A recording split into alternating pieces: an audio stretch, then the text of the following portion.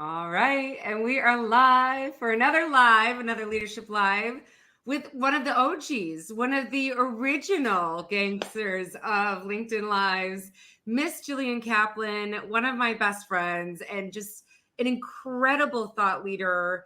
So, Jillian, welcome. Thank you for joining. Thanks. Yeah, I actually, maybe we did do the first live together. Maybe we started the whole thing. It's been like years though at this point, right? There were supposed to be 3 of them. And then a very close friend of mine reached out at a wonderful company and said, "Boy, did I offend you? Is everything okay?" And I'm like, "Gosh, of course. Why?" And they were like, "Well, you didn't invite me to your podcast, your video cast." Like, there is no such thing. And then, yeah, like you said, this is 2 years later. We've had some truly incredible humans on this live and have had some incredible conversations, some very scary conversations about risky topics and controversial topics and uncomfortable topics, but that's what's fun about it. And in today, speaking of uncomfortable topics, we are talking about personal branding. You and I recently wrote a guide together that is doing incredibly well. So thank you for everyone who's downloaded it. It is free and ungated. I will drop the link below. But I wanted to deep dive into personal branding. But before we do that, for the rare, few people who don't know you, tell us a little bit about yourself. Sure.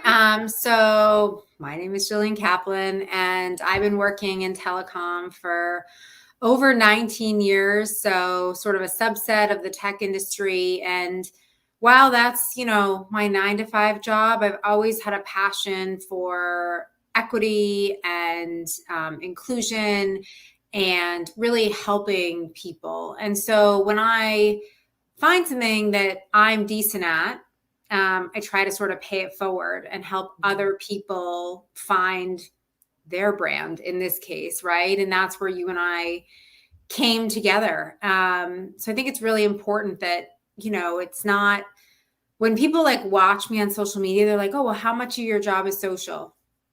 0% of my job is social media. I control none of the company handles.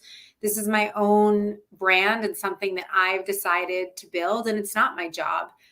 And sometimes that's what makes it fun, right? Because it's not your job. So you can be a little bit more creative and a little bit more liberal with what you share.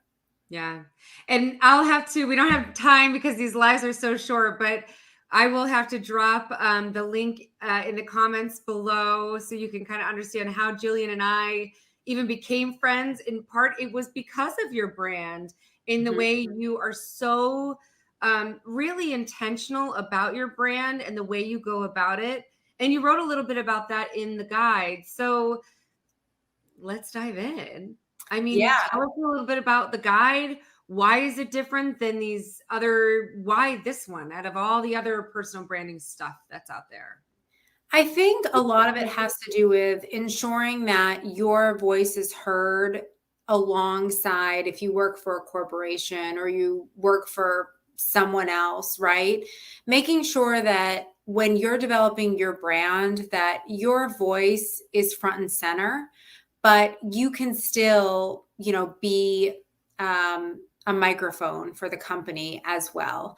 And I think that's really important because I think a lot of people, when they think about sharing stuff for their company, think about it in terms of kind of a copy paste sort of bot situation. And I don't think that's bad. And I'll preface this by saying, please make sure you follow all of your company's social media rules. Don't go rogue on us. But the reality is that, a lot of people think of it as okay, well, I'm just going to copy paste and get something up there. And while that's not bad, there's nothing wrong with that. It's not going to develop your brand. You're just going to be sharing, exactly the verbiage that is coming from the company. Once again, not bad, but not in your voice. So what's different about this guide is it allows you to really discover who you are. Make sure you hone in on those topics very clearly, because I think that's very important to really not necessarily have one thing you always talk about, but in the guide, we talk about 3 to 5 things, right? So understand why would people want to come to your page? What are they going to learn about? Right. And I just did a reintroduction post because I think that's incredibly important. Like, I have a lot of new followers. So I want people to know, hey, this is what you're going to hear from me. And one of my biggest goals that I always say is that I want people to know it's me posting before they see my name. I want to have a voice that people recognize. And obviously it's not a real voice, although I do some videos, right? Here we are. This is my voice. But a voice that people recognize. And I think that that's really, really important, that people say like, oh, okay, that's clearly Jillian talking, and that's who she is. And you highlighted a couple of things that I want to make sure, kind of stand out here, which is one, it doesn't have to be completely separate from your day job. That can be a component of who you are. And it should be, right? Because it is a component of who you are as a human. But maybe, you're really great at thought leadership. So yes, there's Dell components to it, but you're also inserting your own opinions about what's going on in the industry and market trends and things like that. And then you're also deciding, hey, here's who I am, or here's who I want to be. And then leveraging that to kind of complement or complete and fill out the rest of your personal brand. And it should be recognizable. Just like when you go out and you see a commercial or you see an advertisement, you usually know who it is. If I tell you green lizard, you know who you're thinking about. Or there's just certain components, and that becomes the brand part of the personal brand. And then the other thing you said is it should be something that's important to you. Like you talked about your genuine passion around DEI, diversity, inclusion, and equity. It should be something that you're really passionate about. People should know, when I go to Jillian's page, this is what I can expect. And I think that's something that can be overlooked. I know that's something that's scary, because even in my recent post, I talked about how terrifying posting is for me. I was just on a call the other day with an executive at Cisco, and he's like, I feel like I'm talking to a LinkedIn star. And I'm like, listen, do you understand how terrified I am when I post these things? And so I think I can easily feel like it comes off naturally, or like, oh, well, Jillian's just always good at it. She's got all these followers. Everybody loves Jillian. And you talk about this in other, podcasts and things that we've done together. But it's not always easy, one. And you build a following over time by being consistent and authentic. Would you say, is that fair? Yeah. I mean, we talk about in the guide too. I think that was one of our steps. Like the other things that we've written, this guide really focuses on action. So when you read the guides that Sabrina and I have wrote, it's more on like step by step, how do I do this? Because I think that one of the things, and this is just a broad thing, but one of the things that people struggle with is they listen, they read, and then they don't know what to do. So yes, consistency is super key. I've said this a million times, but only my mom liked my posts at first too, right? And it's going to grow. Like if you're authentic and sharing what feels good for you, it's going to grow. And, one of my 3 to 5 things is that I've been in the telecom industry for 19 years, right? But I share it in sort of a different way. I have an engineering background. I sit in the product marketing organization now, specifically focused on thought leadership. But for me, like, because I have that engineering background, I feel like I can understand a lot of the technology, and I can make things really simple without, necessarily confusing people. And I think that's my superpower, is that like, I understand the technology, I can simplify it, and I can tell a story with it. Mm-hmm. And you hit on something that I get asked about constantly, and I know you do too, because we've talked offline about this, is people think that it's almost like a microcosm of imposter syndrome, where they go, well, I have nothing to say. Or why would people want to hear from me? Or my background is so different than XYZ, or fill in any other excuse or sort of, fear. And by you talking about, listen, this is my vast background. I was first in engineering, then in product marketing, then in thought leadership. And you kind of look at the different pieces. You help build your own story and your own differentiation. And that's the value. You're supposed to be different. That's what makes you unique. And that's your personal brand. So a lot of times what people are scared of is really what they should be doubling down on, in my opinion. That's what you should be Totally. most excited about. Yeah, embracing your weirdness. Yeah.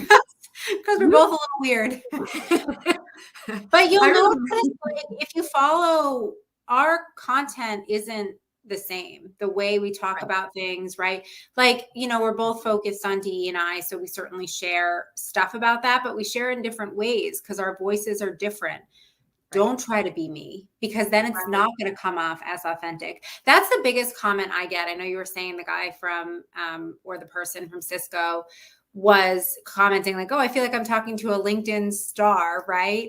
That's the biggest comment I get is like, wow, your posts always come off as so authentic. Because they are. Right. I'm glad they come off that way, because that's, I talk from, and I'm not talking about like talking from your heart and like, sharing a ton of personal things. I'm Right. talking about like, I'm sharing things in my own voice that feels good for me, Mhm. And what I like about the guide and the way we write together is that, to your earlier point, it's step by step. First, we did the same thing with the art of the subtle brag. How do you post a subtle brag? And if you haven't checked that out, I'll drop that in as well. It's also free and ungated. Everything Jillian and I do is totally free and ungated. Just to her earlier point, to invest in other people the way, to maybe give you some lessons that we've learned along the way or learned from our mistakes. But sort of in this personal branding journey of my own, I was so terrified and continue to be scared. And you're the one who lovingly pushes me to say, post it or do it or come on. What got me over that sort of initial fear of doing this, because I know we're going to get comments about it, because we certainly have before, is it's not about you entirely. And you've said this before, turn your mess into your message. When really the art behind the art of the subtle brag, which is part of your personal brand, is you're saying, I did this and you can do it too. And when you realize that it has less to do about you and more about other people, hopefully inspiring other people, hopefully engaging other people, driving conversations, normalizing topics that maybe should be and haven't yet, or maybe giving your 2 cents to a group that needs to hear from you. Again, it's less about you. And for some reason that works for me. And I notice even in our workshops, that works for a lot of our audience members. Anything else you would add there, or anything I'm missing there? No, I mean, I I think you nailed it. And I think if people take the time, our guides aren't super long. If you're Right. struggling to get started with, what you want to talk about, this will lead you through exactly what you want to talk about, how to do it, how to engage with others, how to be consistent, because that's really the key. You can't, Mhm. share once on social media and expect you're going to go viral. You might, but it probably won't happen. And I think that it's really more about the consistency than like the, virality, if you will. Mhm. And I'll say just a note on consistency, because I've noticed that there's some people who are in my feed multiple times a day, and I'm like, that's too much for me. I post maybe once a month, and that's probably not enough, which is why it cracks me up when people are like, I see you all the time, and I'm like, how? I'm not posting. What are you seeing? So do you have any advice or guidance on sort of how do you find that happy medium? What's working? Maybe for folks who already have a brand, we tend to get a fairly senior level audience who watches these lives. So, they have a well-established career. Most of them are director level above, although we do get a fair amount of folks in the field, but they have a presence already, or at least, a title that in credibility, some background. But so any guidance for that specific audience on, okay, let's take your personal brand to the next level. So the first thing I'll say is the reason people are seeing you is because of the engaging that you do with other people. So even if that's one of the tips we give in the guide is like, Yeah. yes, be consistent, but also make sure you're engaging with others and exactly how often to do that and how, right? So that's the first thing I'll say.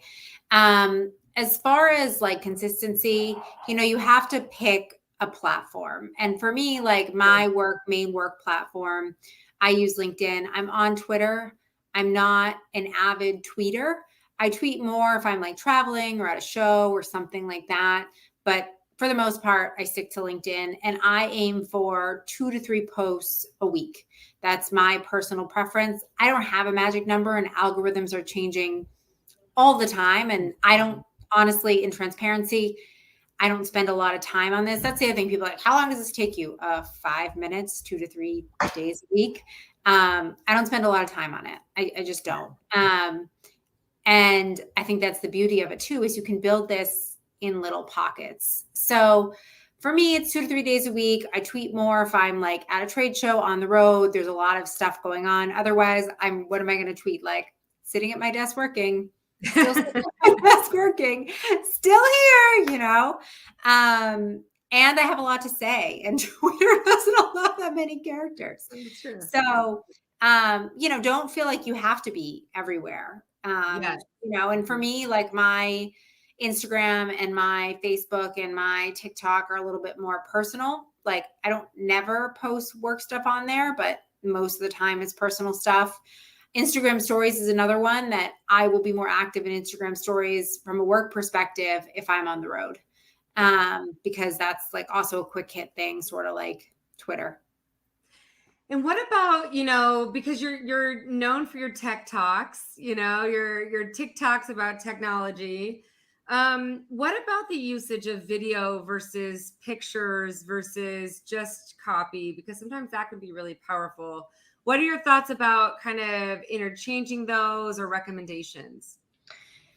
Yeah, I mean, for me, I think the shorter the better. Someone told me that you only have 7 seconds to capture someone's attention when they're scrolling. So your videos should be 7 seconds or less in reality, right? Unless like a webinar or something, which is why I do, I call it 10-second telecom, right? Because that's what I try to focus on. It's catchier than 7-second telecom, but I think it's what feels comfortable for you. Once again, what does your brand look like? Does your brand have photos of you? Does your brand have videos? Does your, what looks authentic for you?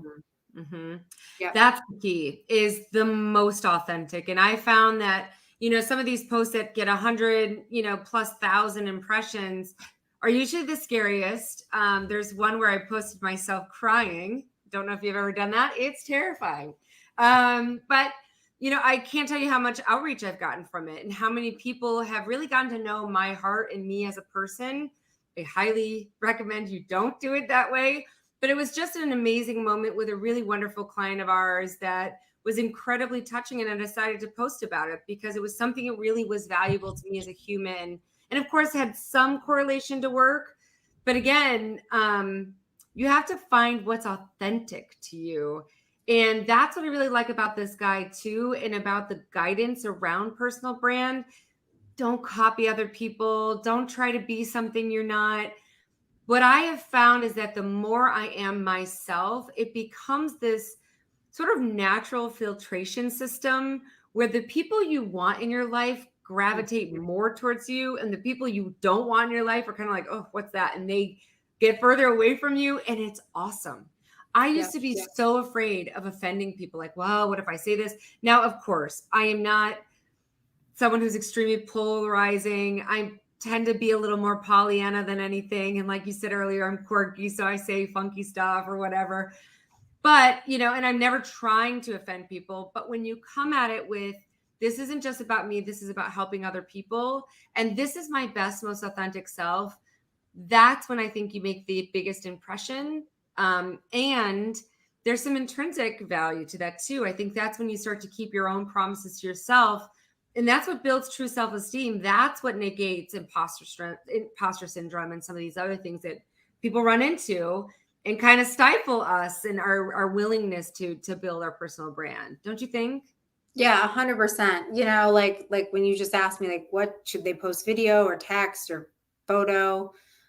Back to your personal brand. It's you personally. You shouldn't post what you don't want to post, because that's not going to come off as authentic. And people will eventually find out. Well, and people want to know the real you. That's the craziest thing about it. They want to know the good and the bad. And it's okay to post about the bad. And part of your personal brand, of course, is not just your public persona. There's also about writing articles and, like you said, engaging with different content. It doesn't just have to be on LinkedIn or a social media platform. There's other pieces of your personal brand, but that's a pretty significant one and has the biggest reach for the most minimal amount of work. So it's the biggest bang for your buck, in my opinion. Like you said, it's a few minutes a week. I think people overestimate how much time it's really going to take, and it's like, no, you just speak from the heart. A lot of times, in fact, several times just this week, people have said, hey, can you help me write this, or can you help me clean up this copy or whatever? If you ever need help, Jillian and I have said this at every single workshop we've ever done together. You are more than welcome to reach out to either one of us. I'll make sure, obviously, Jillian is tagged in this so that you have her contact information. And if you're not following her, you should, because she's just full of insight and fun and inspirational. It's good stuff. So Mostly fun. I'm funny. Fun. You are funny. That's good. People need to laugh more. But see, again, I'm Pollyanna. I just, I think there should be more happiness in this world. So I'm all for it. So anyway, we're already all over time. But Jillian, thank you. For those who maybe want to get in touch with you or want to find you, what's the best way for them to get in touch with you? I would say look at my tag on LinkedIn and reach out to me on LinkedIn. That's the best way to get in touch with me, for sure. Cool.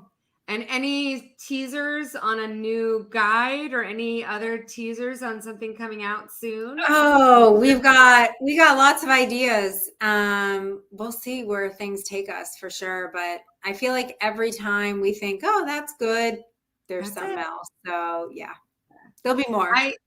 I think we're going to have a few workshops coming up. We just did a happy hour with some of the Fear Forward community gang, and there was some ask for some workshops and stuff like that. And I have an idea around our next guide around boundaries. So we'll see. Like you said, I guess we'll just see. So stay tuned. And Jillian, thank you. You're delightful and wonderful in all the ways. All right. Thank you. See you. Bye.